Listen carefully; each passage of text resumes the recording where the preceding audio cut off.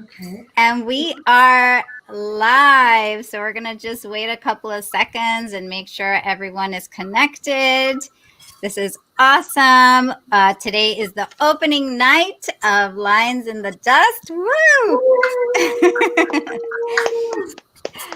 Thank you for everyone out there who's watching. My name is Adriana Gaviria. I'm the virtual technical director of this amazing production. And we're going to go around and have everyone introduce themselves. So Nicole, let's start with you. I'm Nicole Salter. I'm the playwright. Jeffrey. I'm Jeffrey Bean. I played Michael.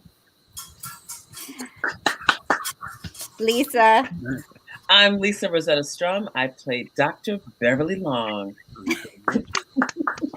And Melissa. Hi, I'm Melissa Joyner. I played Denitra Morgan.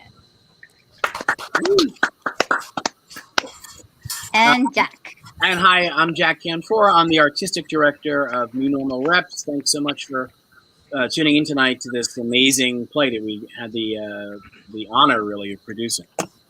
Yes, and we met a couple of minutes earlier to make sure that everyone was connected. And we've had some great conversation already, so we just want everyone to get a little peek into New Normal Rep. Jack, if you can talk a little bit about the company. Sure. Well, we started out as a group of friends during the early days of the pandemic. I suggested that we get together once a week and do a Zoom reading of a play, just so we, have to kind of keep our chops fresh and have to just socialize. And that grew and grew. And then, we came up with a pretty strong company. And at some point, it occurred to us that we should try and actually form a company and do this thing for real. And one thing led to another. And we decided that we were going to try and tackle this form not as a Zoom-like reading and make it as un-Zoom-like as possible, in fact, and make it, we were saying earlier, kind of a brand new medium. It's not television or film, and it's not quite theater. It's of its own thing, and we think it has value. Oh no! See, this is. We hope to all work in. This, yeah. We love it. Jack, you're back. You froze a little bit, but you're back on. You're back on. Oh, okay. I'm saying that we're thrilled that the theaters are back up, and we all hope to work in them again. But I don't think this medium is going to go away because I think it presents a lot of opportunities, like we were all saying. First of all, in affordability and accessibility. I think it democratizes the dramatic experience in a way that a lot of other things media don't. Mm-hmm. And we were all talking too about how Nicole and I had mentioned that it sort of privileges the words in a way that the other mediums don't seem to, which I'm a playwright too, so Nicole and I really like that. That's so true. And for those of you that are watching, as we chat about the play and we get to know about the creative team, you can also put in your questions in the chat. So we're streaming on New Normal Reps YouTube channel as well as Facebook. So feel free to put in your comments and I will try to get to your questions as well. So let's talk a little bit about the play and also about performing in this virtual space, because I know it was a completely different world. So Lisa, how was it for you to change from going into this virtual space and dealing with all the technical stuff? So Lisa, how was it for you to change from going into this virtual space and dealing with all the technical stuff? So Lisa, how There we go. So this is exactly the technical stuff that I'm talking about that we're dealing with, whether we have a live event or where we're recording. We're constantly dealing with internet issues or microphone issues or camera issues. So Lisa, it looks like maybe you might have the speaker on, and so then you heard my echo.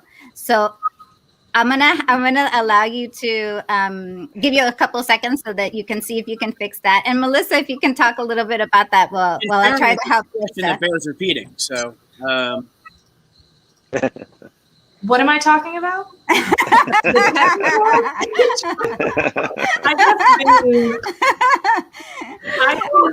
I can speak as a layman to. Yes, exactly.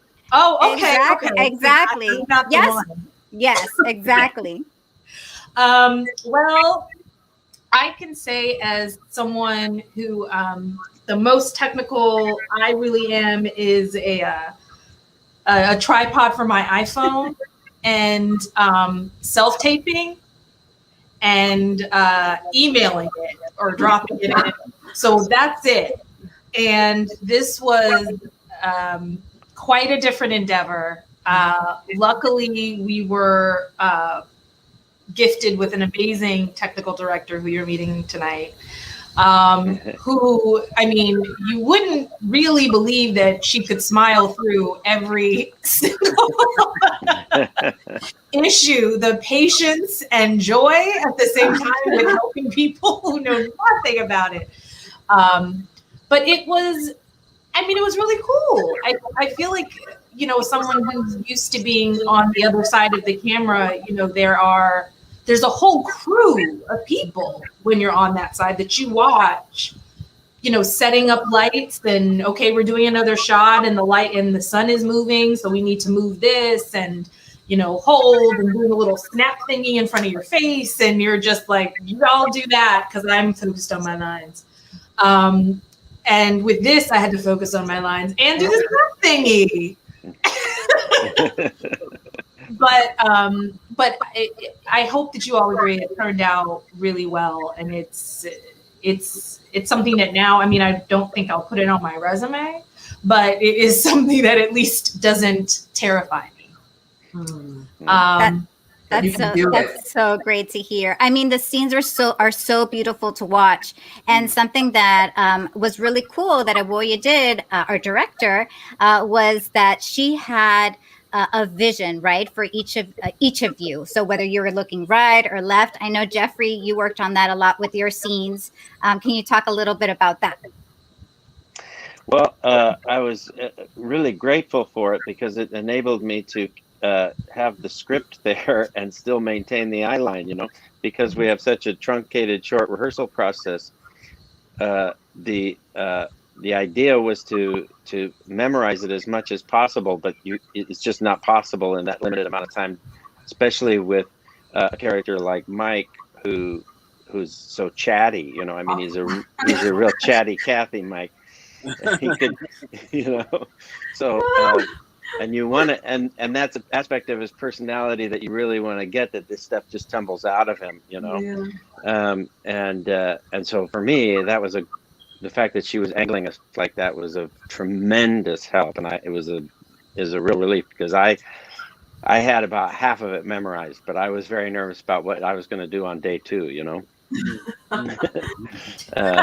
And so it was great. I mean, it was, you know, it's so.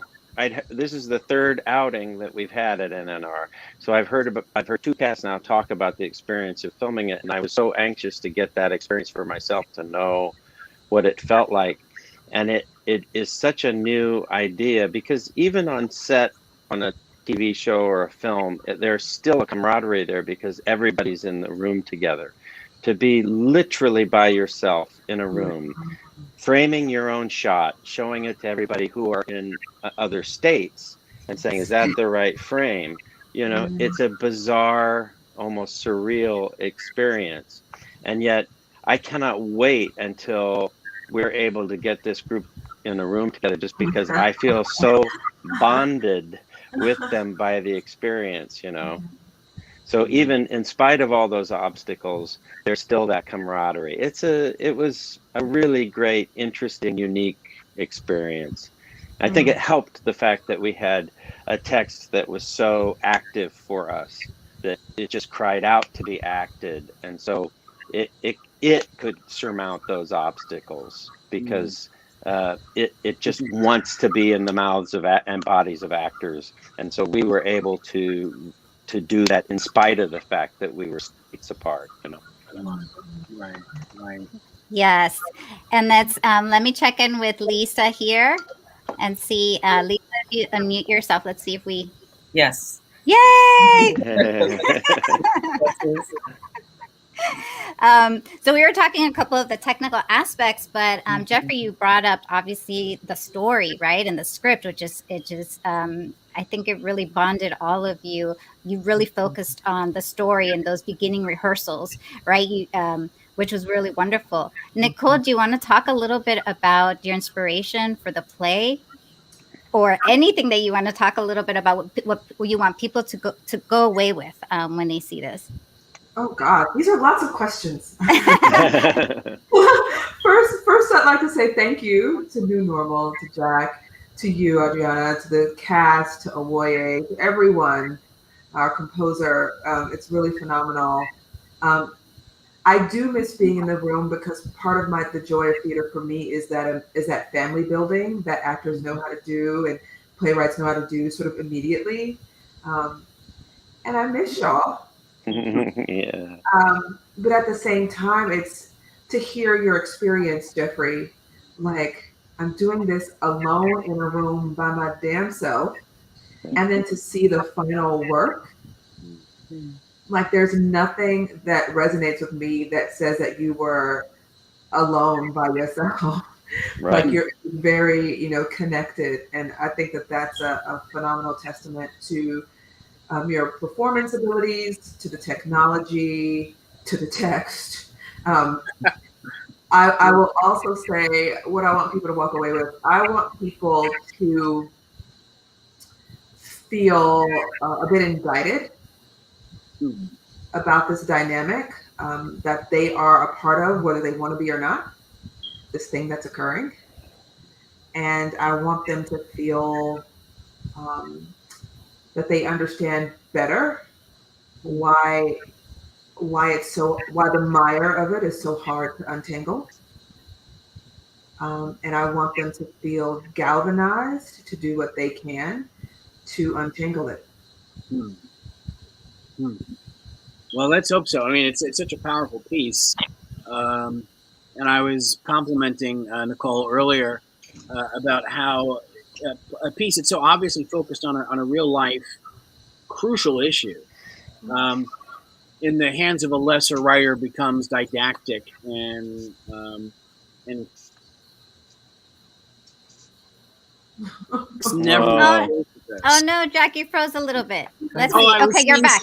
Oh, it was so profound. It was so profound. I've lost it. Oh well. But I was saying, in the hands of a lesser writer, it would sound didactic, and you would feel preached at and lectured, and you never do in this play. And as a writer, I have to just say that's a tough needle to thread. And so my hat's off to you. But I have a question for you, just as a writer, Nicole, because you've seen this done on stage. Was there any different feeling or takeaway or thoughts you had about the play having seen it in this medium? Yeah, I mean, I'm my manager will say I'm destined to make no money because the more intimate, the better to me. Right. Like, there's a theater company, another one I've performed for called Theater for One, and it's literally we perform for one person. It feels a little peep showish.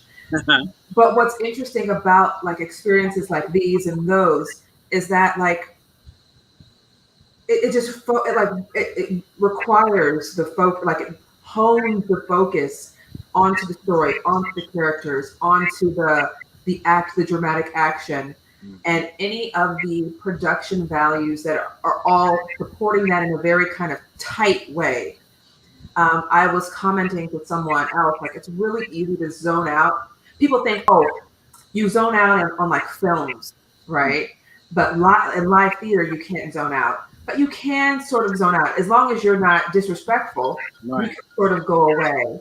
But when you have something like this that's happening so intimately, it's really hard not to be captured. You're either in it or you're going to go away. But you're not going to sit there and sort of glaze over, which is what we can do in the world a lot. Right. So I appreciate that about this, and I adore the intimacy that it provides. The storytelling, it creates that sense of sacredness. You know, the theater space itself can feel very like altar-like and sacred, but But just like you can zone out in church, you can zone out at the theater. But when you're in the confessional, you cannot zone out. You know, like, Right. or you'd be the ass who zoned out in the confessional. Like, you know, like, really? Hello, we're here for you. Right. So that's kind of how I feel about the intimacy. I adore it. I adore it. Mm. The characters all go through such, such profound struggles in this play. I have found, I don't know if it differs for you, that even if I'm writing a character with whom I profoundly disagree in someone whom I find innately disagreeable, for me to write it, and maybe you're different, I have to find something likable about them. I have to root for them or at least see their humanity. And I think that you've accomplished that in a way that Oh no. Mike. And we're talking primarily here about Mike DiMaggio. But you imbued him with, I mean, obviously a lot of unsavory qualities, but you also gave him a dimensionality. Right. That was something that I learned. I didn't know that was possible till I met the man who inspired Mike. I had a neighbor who was incredibly endearing and would sit on his porch and would listen to Rush Limbaugh. And me, you know, and my ex and I had to like close the door. You know, like we can't let this seep in. He was incredibly neighborly. And often, I wouldn't say he was oblivious. It's not oblivion. He knew what he was saying. He was right. I remember distinctly Mike, his name was Mike, knocking on our door to inform us because we left our bikes unchained, sort of in the front yard. And he's like, the black kids from East Orange are gonna come steal your bike. You might want to lock that up. Wow. And we were just like blink because it's like, yeah, right. Or he would still say things like, you know, like Japs, and like he was in a whole other world. Right. And as long as he felt that you were a part of his neighborhood team, right? He used to feed us. We were vegetarians. He'd bring us all this penne and sausage. We were like, oh, Mike, we don't meat. And he'd be like, still? That was like yesterday. And we're like today too, every day. But he's incredibly giving, and he's like, you have to learn how to farm. Come, let me show you how to plant your own eggplant and vegetable. Like, he was very giving. He was just misinformed by many things. Right. And I feel like part of what happens with all of these issues in life or in our contemporary society is that we write each other off as being ridiculous.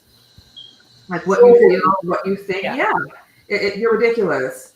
And I actually, in my writing process, look for the validity in everyone. Right. And I try not to stop until I find it, because otherwise it becomes more than didactic. It becomes propagandistic. Right. Yeah. It becomes agitprop. And, you know, what I think that's a more eloquent way of describing what I was saying is that you have, you know, I mean, here's a man who's clearly racist and is so oblivious to his racism that he's sharing his anti-black racism with you because he's looking out for it. Yeah, and because he just feels like, if you would ask him, which I tried several times to no avail, to challenge him on it, he would say things like, "Are the kids who stole the bikes not black?" Right. You know, so he's like, "I believe they are." Like, what did I say that was not true? It sounds like resonance for, I mean, God, for, I don't know if anyone's noticed our country recently, but I mean, that sort of the ease of we slip into tribalism is so disheartening. And I think the only remedy for that is making doing the hard work of realizing, all right, these are probably have people who love them, and they probably mean well. I mean, there's a few who clearly don't, but most of them probably think that what they're doing is right, which is mind-boggling. But but I always approach my characters as though they all think that they're right. Right. And if they know that they're wrong, they feel justified in being wrong this time. Right? Because this certain situation requires wrongness. But my wrongness is right because... Lisa, I have a question for you. So in playing Dr. Beverly Long and also navigating this new virtual space, what were some of the challenges that you had for your character and some of your favorite moments? Oh, goodness. I shared with Nicole that this was probably one of the most difficult roles ever. Because Beverly, you cannot put her in the box. You can't put any of these characters in the box. They're so multi-layered, multifaceted, so complex. They have so many different things going on all at the same time. And I think it was really just honoring all of those different facets of who she was. Because, you know, like the character that Jeffrey plays, Mike, I mean, Beverly is not innocent. She does some very questionable things in this play. I mean, of course, she has her reasons. I mean, part of it, I think, as a professional Black woman navigating white institutions, is a lot of specific choices one feels they have to make in order to stay afloat, to stay relevant, to keep their careers on the upward trajectory. But I think it was really just accepting the beautifulness, the ugliness, and the complicatedness, and really just tapping into, if I were in her shoes, what would I do? I was disappointed with some of the choices that she made, but I think ultimately I understood, and I think Beverly understood as well, that what she did, she had to do out of fairness, out of protocol, but she was also willing to correct her wrong by connecting with community and with Denitra and telling her, I'm here. I can't be here for you in one particular way, but I can definitely be here for you in another way. So I think that was just navigating all the different wonderful complexities that Nicole had put on the page. Yeah.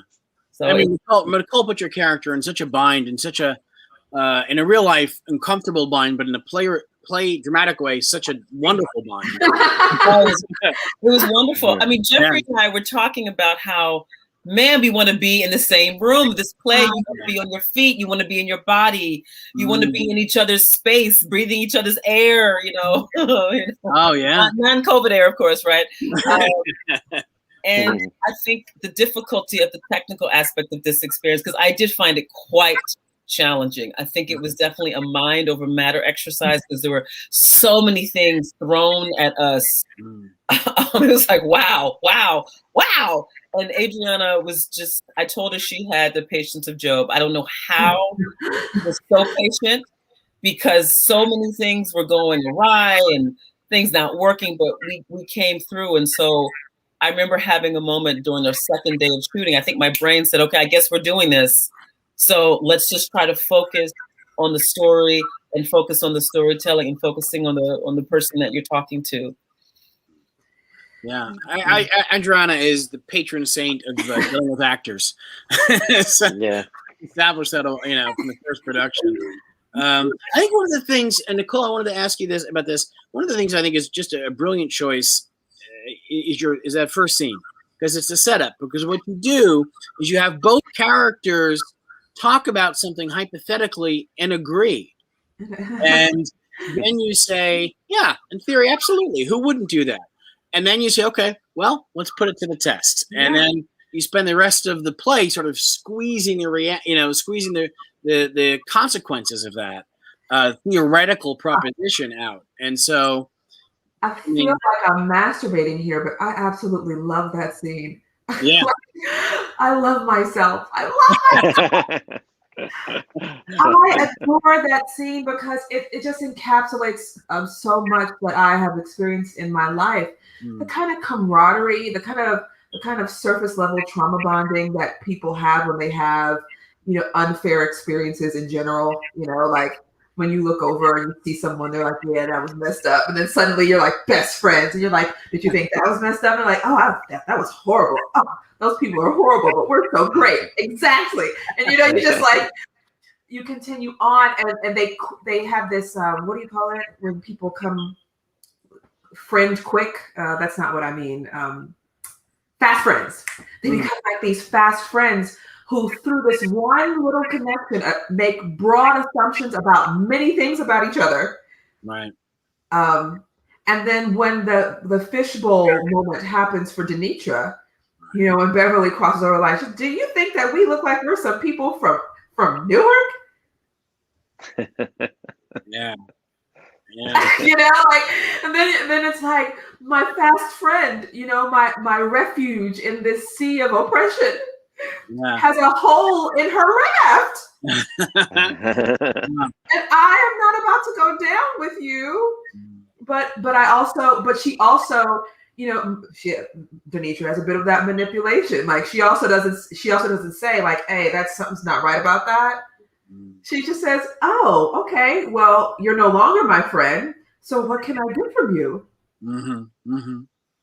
Yeah. Yeah. I mean, beautifully acted scene, too. Oh, I love it. Oh, yeah. As wonderful, I mean, masturbate away, as wonderful as your scene is,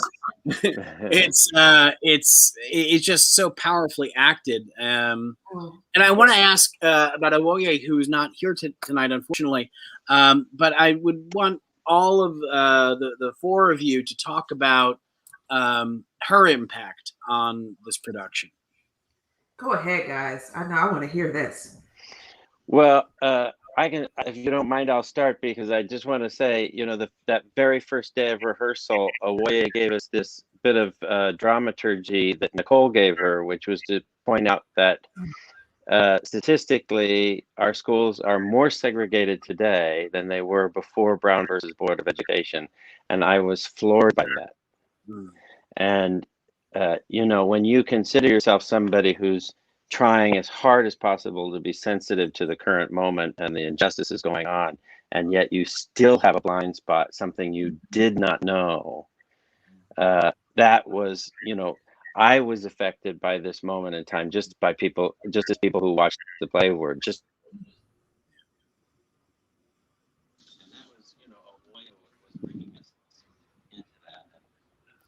Oh, I think Jeffrey. Oh, he's back. Jeffrey, are you back? I think we lost a little bit of your sound. Oh, did I lose out? No, you're back. You're back. Oh, I'm back. Okay. Yes, you're back. Well, anyway, that's all I want to say. I love her. Melissa, I'll say something really quick. Awoye is very specific and is wonderful at really getting to the heart of what the action is in a scene and what's happening. And she's also just a master at telling you that something was really bad without saying it was really bad. She's like, okay, good. And asking you a series of questions and then, asking us what we thought and then having us try it again. It was like, I picked up on that stuff because I was like, okay. Yeah. And just not settling and just really honing in on what was happening and challenging us to think maybe a little bit against the grain and encouraging us to keep finding all those layers.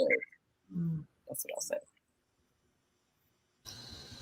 I'll say. Seconded to both of those comments. I think that the process itself took someone who had laser precision, right?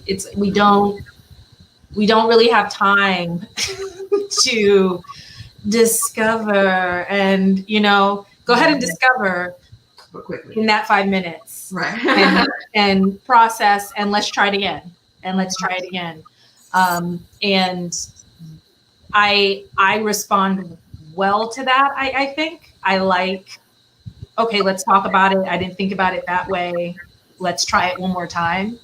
And there's also comfort in this forum, sort of when you're being filmed, that you can try it and try it again. And someone else will take a look at it and someone else will review it and her hands will be on it, her eyes will be on it, and you hope that it's crafted in such a way that elevates the story. There is something about it not being like live in front of people where that's your performance period. That's the way that you do it for the next 6 months. Right. And I really enjoyed that. She's, incredibly smart, incredibly sensitive, incredibly precise, and also wasn't afraid to say, okay, that's good for today. Yeah. That's good. And when you're in a room by yourself doing this stuff, you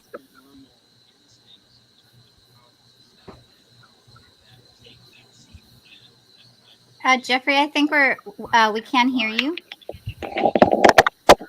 totally dependent upon Okay, now we can the hear director to let you know when it's okay or when you're off the track, or and the proof is in watching it, because I'm as astonished at the seamlessness of things as other people are, even though I was part of the process of making it. But that was really because Owoye was watching the work and imagining it together in a way that we couldn't. And that, I just think that's a tremendous skill set, to be able to calibrate the performances in, like literally like a mixer in a sound studio. She's like calibrating performances independently, so that when they come together, there actually is a chord there that sounds good, Yeah, she definitely has that vision. She has all of the qualities of a good director. She's a good manager of people. She makes everyone feel affirmed and useful and wanted, and clear about what their contributions are and why they're needed. She is good at casting.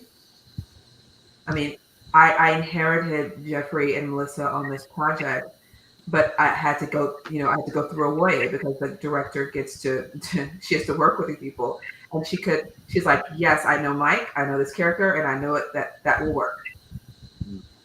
That will work. And she has what I call vision. Most of my plays are intentionally Aristotelian, linear, contemporary, colloquial. Nothing particularly theatrical about them. And she has a way of elevating the work so that it becomes a theatrical event. Not so, a lot of directors will direct for clarity of story, which is also cool. When you're doing the work, you need to make sure that everything that's in the architecture is actually there. But she always is like, what artfulness, what team can I build to elevate this thing? And the seamlessness of all the production elements are, to me, proof in the pudding, her bringing this team together to do this thing. She's really great at what she does. And there's something that maybe not a lot of people know who are watching, but this production was probably the production that we shot most out of order. Out of the 3 plays that New Normal Rep has done. And for example, Melissa, you had, you and Jeffrey have that really powerful scene. And Melissa, we had to move around your setups, right? Every time. So we did have to shoot out of order. So just to say how fabulous this cast was, because you don't have that, like when you're on stage, right? You don't have that full play behind you. We did have to shoot out of sequence at times because of the different setups. But something that all of you have mentioned is the incredible additional team, right, that we've had.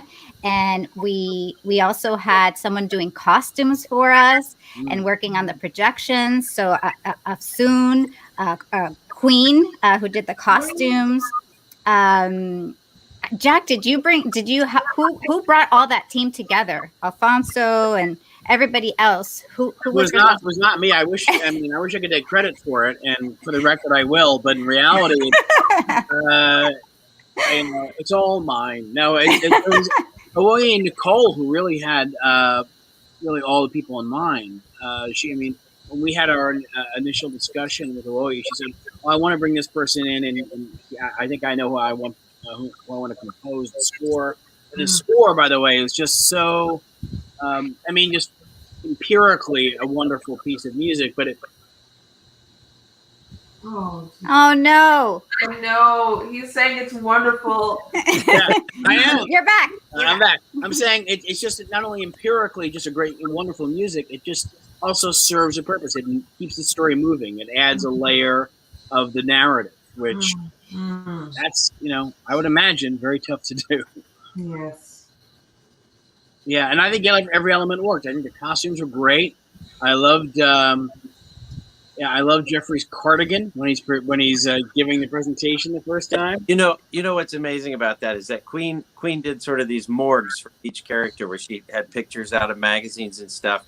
And I don't know if the ladies felt this, but I saw my morgue and I was like, I have absolutely every one of those pieces of clothing in my wardrobe. I can totally execute this design.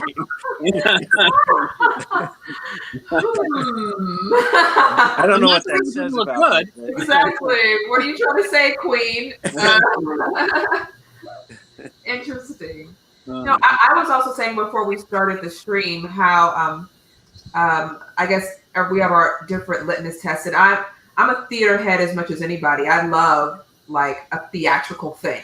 Like, did you see the droplets of water that weren't actually water? Did you see? Like, I love the creativity of all of that. But I find the most penetrating theatrical experiences for me are the ones where the story permeates me and stays with me. And those productions often have design elements that enhance so seamlessly and so imperceptibly that the thematic epiphanies that are being provoked in you are at the forefront and being pushed by all of those elements, not sort of good covering them in sugar, it's like having a balanced meal, like when that sweet and savory and spicy are all perfectly balanced, where none of them stand out too much. It's like or in music, that harmonic, chord. Like if you listen real hard, you could hear the individual notes, but why? When the chord is so freaking beautiful. And I feel that way about a good theatrical team, and I feel like this was definitely that. Yeah, no question.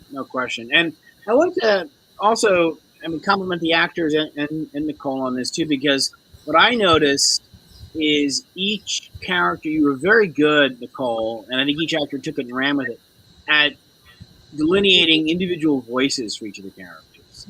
And that was, I want to know how much you had to work on that. The voices sort of appear in your head, not in a schizophrenic way, but like did you sort of like hear them rhythmically, or? I would say of my talents as a dramatist, that is it. I've always been able to do that. I don't know why. Yeah. Once I understand the story, like I don't hear voices. I don't start with character. Characters don't come to me. I wish they did, but they do not. Yeah. But once I understand the story that I've decided to tell, dialogue and the specificity of voice is something that comes very easy to me. It's much harder to keep from being didactic. Yeah, right. Well, so where do you start from? I always start in a place of rage. Well, that's how I start my mornings too. But for plays, I'm talking about your plays. Yeah, no, there's most of this body of work from where Lines of the Dust comes from is a part of my journey to understand why I inherited what I did. Why is the world this way? And so usually these plays start with seeing some atrocity, like the idea for this play. I got a commission to write this play, so I knew it was going to have something to do with segregation in schools or something like that.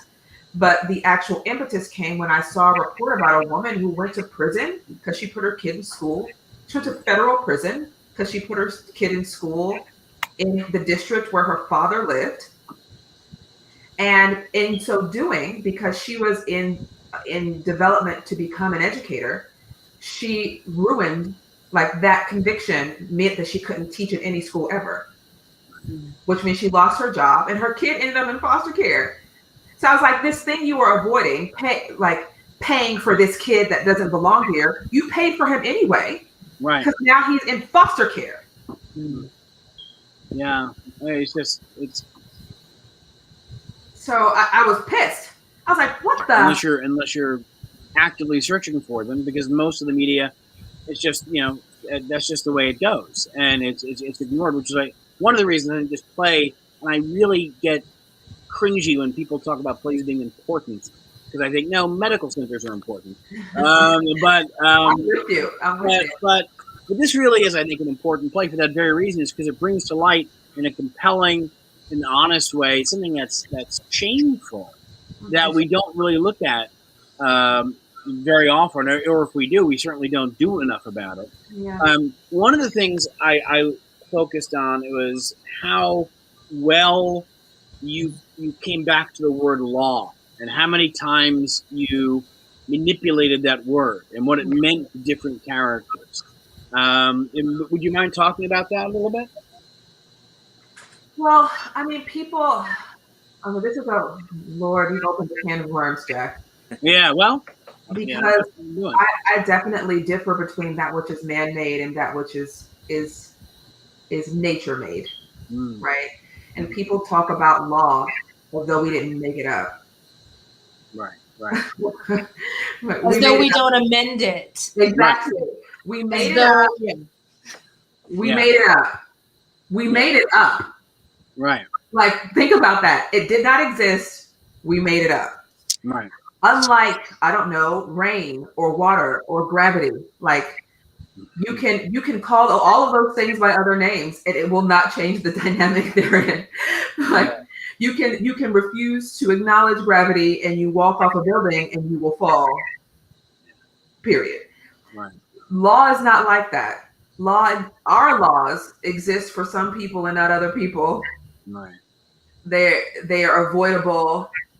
They get immunity. They, like, all kinds of things happen with these laws, and yet people use the word with such absolution. So the juxtaposition therein, it was definitely a part of my exploration. And each of these people, like, what the law meant to them. The law for Denitra is like, well, law. What? Who respects the law that doesn't respect them? Right. Yeah, I love how each of the three characters, and I love how the actors chimed in on this, have different but very common perceptions of law. I mean, I think for Mike, it's a code that he just absorbed, and that's it. That if we don't have law, we don't have civilization. And a culture is made of laws, which is to a certain extent true. But that's his. So. I know. I love that. Dr. Long, man, she uses it, I would argue, as a flag of convenience. I mean, she hides behind the law as an excuse, and Denitra calls her out on it. And that wonderful speech about, well, Rosa Parks broke the law, and she gives this wonderful speech about it, showing, the clear distinction between what justice is and what law is. And what I think is what's interesting too is in Mike DiMaggio's final speech, the board presentation, I think you so wonderfully synthesize that this man is starting to understand. You don't know that he'll ever get there, but he's starting to understand maybe there is a difference between what is law and what is right, because he uses law so often as if that's it. Yeah, well, he's also a law enforcement officer, so to start to question and doubt the law is to start and question and doubt my life's profession. Right. Like, what I'm standing for, a right thing, can't be a question when my life is also at risk. Absolutely right. So I can't then be like, I put my life at risk for something that's not a real thing. I think a lot of like soldiers experience that. Like, what is this war about? I forgot. Because I'm out here with these other people on the front line, and we're just fighting to get home. Yeah. So to like when you have a dynamic like a Vietnam, to discover that what you risked your life for and watched the carnage for had nothing to do with anything you actually believe in. Right. Really hard. And I feel like the needle for Mike, I mean, I love his arc because it's so freaking short. Because all he does in 2 hours of a play and, 6 weeks of time or however long the play is, the actor of the play is, all he does is go from very sure to unsure. Right. That is the entire movement. But that's the kind of person. That's like crossing the ocean. It's like crossing the ocean. That's an ocean. I mean, how many of us, myself certainly included, I mean, like most people, like I believe that I think I'm right most of the time. And how often am I willing to really question, am I really right though? I mean, and by the way, the answer is I have, and the answer is I am. But no, but I mean, I'm wrong about things constantly. Yeah. And I think to get someone, I think it's a big ask, but an essential ask of all of us to see what's right in front of our faces and we hold to be true, and to examine it every now and then and see if things have shifted. And to do that believably as an actor and a writer is extraordinarily hard to do. It's as hard to do as it is in real life. Well, one of my favorite moments for Mike is when Denitra says to him, reveals to him that he didn't really investigate the group he was a part of. Yeah. She says, "Aren't you an investigator? Don't you investigate?" Yeah. And the fact that he had been made aware of that blind spot is a profound moment for him.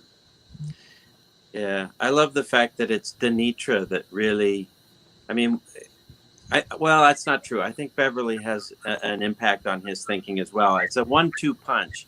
Beverly sort of initiates it, and Denitra brings it home, and those scenes follow back to back. Yeah. But in the end, it's really Denitra who sort of penetrates that wall and makes him realize, makes him begin to examine his relationship to the idea of law. I didn't, for me, the first insight I think I had into the character was that he says law at the beginning of the play and he says law at the end of the play. And I knew he could not say that word the same way twice. Good acting. Good acting. I don't know that takes a huge intellectual amount of skill to get there. No, it is. But Denitra is, and correct me if I'm wrong, I think Denitra is the moral compass of the play, right? She's the only one who, the others are all compromised. And I'm not saying Denitra, Denitra ironically is the one who's actually breaking the law. I think she's manipulative. One of the things I think that saved me from having a didactic play is the relationship between these two women. Okay. They go from being fast friends, the assumption of friendship, to becoming actual friends where you say Rochette and know each other really, Right. She's very she's lying to this woman's face. She's lying to this woman's face in a way that is abhorrent to me as an African American. For you to draw on our collective pain and unity for our connection so that you can get what you want is really low to me. And that's what she's doing. She's like, "What's up, girl? How you doing?" That's a great point. That's a great point. Dating for my daughter, here's a woman who's genuinely in a what I call an only. Principal Long is an only. She's a Black woman of a certain age in an environment where there are not very many of her ilk and kind, who needs this relationship with this other Black woman as like a oasis of something, and she thinks she has that, but this woman is lying to her face daily. That's interesting. That's fascinating, and you're right. But on the other hand, though, is she lying anymore? She's literally lying, but Principal Long is also lying to herself, though, in a way, right? Right. But there's one thing to lack self-awareness. It's another thing for you to stand in front of me and say that you are something that you are not. Right. She made up a whole story. She goes home to change before she comes here so she can look like something she is not. Fair. That's a fair point. That is But a lot. I think all three of these characters are believing things that they've allowed themselves to sort of believe in myths that aren't true, you know, or they're allowing themselves to believe in things that facilitate a particular end because they have to navigate or end run something, you know. I think So so. one of the things that I think that why that scene is so powerful when Denitra says you could take my daughter, yeah, is that, and even in relationship to Mike saying, you know, not turning Beverly in. I mean, for a law enforcement officer, a guy who spent his whole life believing in the rule of law, to not turn Beverly in is a big choice. Huge. And when Beverly comes in at the end and says, "I'm here, no matter what, I'm here," and I always feel like for those two women, there's a tsunami that's about to come hit them.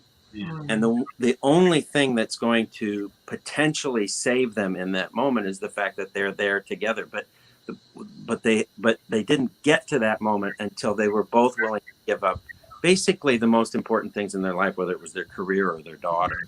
Yeah. You know, and I think that everybody starts this play on sort of this sort of platform that they think is stable, and then through the course of their interactions, that platform of stability really gets rocked. Yeah. And their way out of it is to be willing to sacrifice the most important things to them so that they can connect with one another.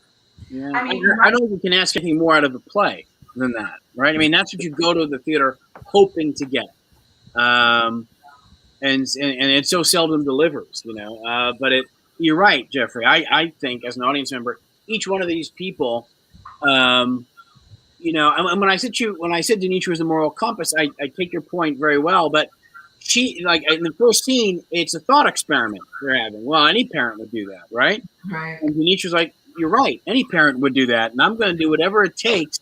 And if I have to use you or have to use anyone else, I still feel morally justified because it's my daughter. It's my child. And that's the only thing that matters. And I think that she shows the truth of that when she says, "Take my daughter." I'm not just, you know, playing a game here. This is more important than my life. This is my daughter's life. And I think we root for her more. Right. But I also think that, you know, she feels justified in her deceit because she feels like Beverly looks down upon people like that. Like you deserve the deception. That first scene where Beverly comes in, and again, this is a playwright, I think, God, that's good. Where Beverly comes in on the moral high ground, and Denitra completely turns it on her by the end. That's a high level of difficulty. Pull that off, and again, the actors deserve kudos for that. Speaking of actors, Definitely. Jeffrey, I want to ask you because I've known Jeffrey for a few years. I was fortunate enough to have him in a play of mine, and not to embarrass him, but you'll never meet a kinder soul. So, and like we'd spent half the rehearsals talking about, you know, the Johnson administration, the Nixon administration, and like all these sort of moral atrocities in American history. You know, we were a fun group, and so I know that Mike DiMaggio represents everything that Jeffrey is not. You know, so Jeffrey, what was it like to inhabit that character? Well, I actually think Nicole is very generous to this character. I think if I were going to write this play, I'm not sure I'd be so generous to him. You know, I think because she gives him that arc. I think she's very, you know, she's being very generous to that person.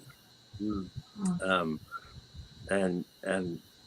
so for me, it was, you know, as an actor, that's what you want to play. You want to have an arc for a character, and you want to see the needle move in some way, or them to be affected or transformed by the events of the play. I mean, that's what you look for. And, you know, it's hard to say some of those lines personally, but you just have to sort of put that out of mind, I guess. And I think even Owoye was sort of like, you're not being strong enough with that. Like, I was soft pedaling some of it, and I wanted, and that was just me. That was like a personal defense mechanism or something, you know. Like, I cannot say that as awful as that line needs to be said. And Owoye was very like, you got to say CP time really off. It's got to be really awful when you say you can't soft pedal that, you know. Yeah.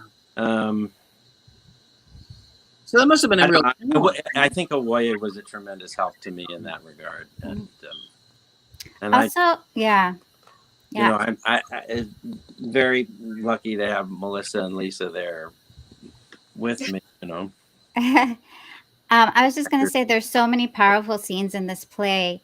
And something that was very unique too was that it was the first time that we had a stage combat person come in. Because I know, Melissa, you had a very a powerful scene with Jeffrey. Do you want to talk a little bit about that, how that was? Because I had never experienced that before, right? Having online, virtually. Yeah. A virtual slap. A virtual. It was fun. It was, I mean, it felt more like dance. I mean, my partner was upstairs when we were done shooting. He was like, "What was all that noise you were making?" Because I'd have to like, you know. And so he was like, "What was that?" And I was like, "I had to virtually slap." You know, but it's another one of those things where you just have to trust that the people who are seeing it say it's going to be okay, because this is so unnatural. But I also love that we didn't not do it. Like, I love that we kind of said, how can we use this medium to get this done? As opposed to, oh, we can't do a slap, it's virtual. So, I mean, we could have not done it. It could have been just a moment of silence or a moment of, you know, we could have not done it. But, you know, she brought someone in to make sure that that looked great. And I hope everyone thinks it does. It does. Yeah. It does. I'm making it into a gift personally. I'm gonna. You must send that to me, and we'll do it on Facebook because I don't know. I don't know if Jeffrey's on Facebook. I'm not. We'll put it all over Facebook. To do that. Go for it. Yeah. I'll never know. Yeah. You'll never know. I absolutely don't have the ability to do that, but I wish. Oh no! I'm surprised I could say GIF. We have a couple minutes left. Also, Lisa, I wanted to ask you, because that end scene was so beautiful between both of you. Can you talk a little bit about your experience with that final moment and how you navigated that journey with her? Goodness, I just think, well, we did that scene so many times. I think that last day of recording, Melissa and I were in that final couple stretches, and I just feel that we just went for it and just listened and understood where each of these women stood. And of course, with Owoye, I call her coach, was telling us to really go there and listen. And I think she asked us to have some kind of secret at some point too. And I think that really planted a wonderful seed in both of us. I just think also as two Black women, I mean, we understand these women. The struggles, that sisterhood, that understanding that even though I'm on one side, Dr. Beverly's on one side, Denita's on the other side, we still are pretty much the same coin, dealing with the same struggles in different ways. So I just think that we just rode the wave. Yeah. What I love about that scene from you all, if I might say, is how present Noelle is. That's a wonderful point. That's beautiful. Just each of your love for this little girl and your commitment to her future, and therefore this relationship with this other woman has to work. Yeah, because she needs it.